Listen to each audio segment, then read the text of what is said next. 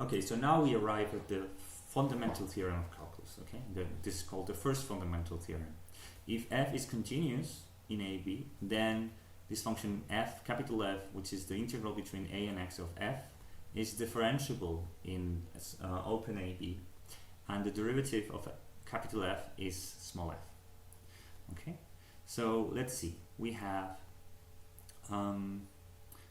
f of x plus h, right, is a to x plus h f of t dt. We want to be able to get a formula for this, right? So in order to compute the derivative of that, we want to get this. We want to get f of x plus h minus f of x divided by h, right? So this becomes 1 over h times the integral between x plus h and x of f t dt. Okay, now we're supposing that h is positive. If h is negative, this is the same. You can read the proof in the lecture notes. Okay, but it's exactly the same thing. Now, because f is continuous in this interval x closed x and x plus h, it reaches its maximum value m h, okay, and m8 minimum value m8, okay, and so we can say that the integral is going to be this integral between x and x plus h is going to be smaller than mh times h, which is the width of this interval, and it's going to be greater than mh times h. We know that from the previous video. Now we divide everything by 1 over h, right? And so we get this, right? So this is the expression that we're looking for. Now this is the minimum value, this is the maximum value by the intermediate value theorem, right? There's a value ch, right? Ch is between x and x plus h, right? There's a value inside this interval for which this function takes the function f takes this value, right? This is a value between the maximum and the minimum, so the function f will take this value at some point, ch, right?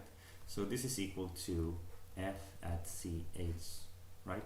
Now if we take the limit when h goes to 0 of this expression,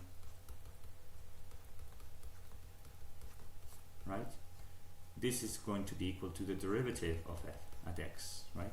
But this is equal to the limit when x goes to, when h goes to 0 of f at ch, right? But now if you see ch is a point between x and x plus h. When h goes to 0, ch becomes x, right? So then you have the result of the theorem. The derivative of f prime is equal to small f.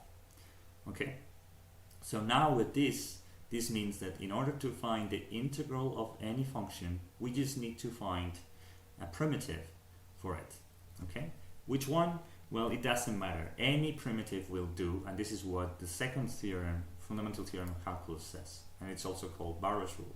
Okay, if f is continuous in a, b, and g is any primitive of f, then the integral of a from a to b of f is g at b minus b g at a.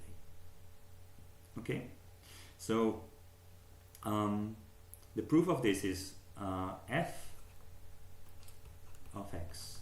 So this integral between a and x of f t dt, according to the previous theorem, the first fundamental theorem of calculus, this is a primitive of f, right? So f prime is going to be f. So if we have any primitive g of f such that this is true, we know that this is equal to this other primitive plus a constant, right? Now let's see what's the value of f at a. We have the integral from a to a, right? But this is an integral with no width, so this is 0. And so we have that c is minus, that g at a is c, right? So now g at b, wait a minute, f, from this we say that we can derive that f of x is g of x minus c. So f at b is g at b minus c, but c is g at a, right?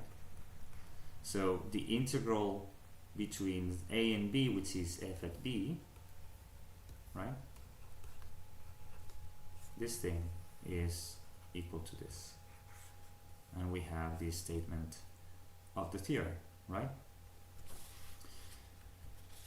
So, well, and before we get into that, yeah, so we will have seen maybe that what we have called primitives in the previous chapter, right?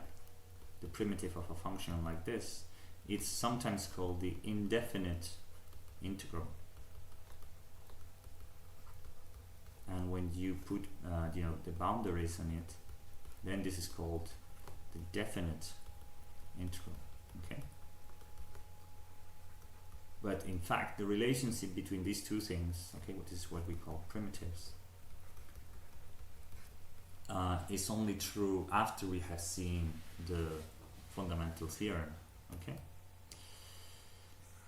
Okay, so now the corollary of Barrow's rule is that if f is continuous in closed AB and g1 and g2 are differentiable in AB, then capital H, which is the integral between g1 of x and g2 of x of f, is also differentiable in AB, and we have this equation, right? H prime is small f at g2 times the derivative of g2 minus f evaluated at g1 times the derivative of g1. So again, if we have f is a primitive, any primitive, for instance, let's say from c to x of f, right?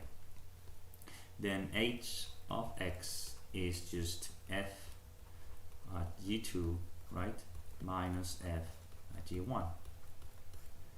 Now if you compute the derivative, right, this is going to be differentiable because all of these functions are, and so the derivative of this, well, yeah, you get this derivative just by applying the chain rule. You get f prime at g2 times the derivative of g2 minus f prime at g1 times the derivative of g1, right? But this is f, small f at g, and this is small f at g1, right?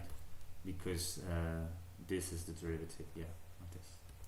Okay, one example of this is, for instance, if you have f is the integral between 0 and x cubed of the cosine of t, well, the derivative of f is going to be the derivative of this 3x squared times the cosine of x cubed. Okay, and then minus the derivative of 0, which is 0.